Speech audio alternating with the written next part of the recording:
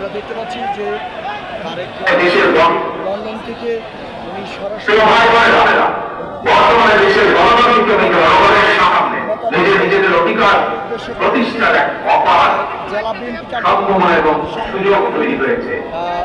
আমরা যদি এই সুযোগকে কাজে লাগিয়ে দেশের জনগণের রাজনৈতিক শক্তিকে প্রতিষ্ঠা করতে পারি, জনগণের রাজনৈতিক এবং অর্থনৈতিক ক্ষমতা নিশ্চিত করতে পারি, তাহলে ভবিষ্যতে আর কেউ ফ্যাসিবাদ প্রতিষ্ঠা করার সুযোগ পাবে না, দেশকে তাবেদার রাষ্ট্রে পরিণত করতে পারবে না।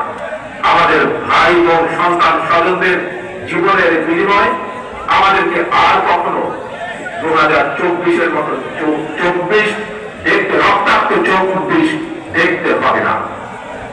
আমি ধর্ম বর্ণ নির্বিশেষে প্রতিটি নাগরিকের দৃষ্টি আকর্ষণ করে বলতে চাই, আপনার নিজের অধিকার প্রতিষ্ঠা করার জন্য, আপনার পরিবারের নিরাপত্তা নিশ্চিত করার জন্য, বর্তমান এবং ভবিষ্যৎ প্রজন্মের সামনে একটি নিরাপদ বাংলাদেশ প্রতিষ্ঠার জন্য একজন নাগরিক হিসাবে আপনার সিদ্ধান্ত নেবার সময় এসেছে।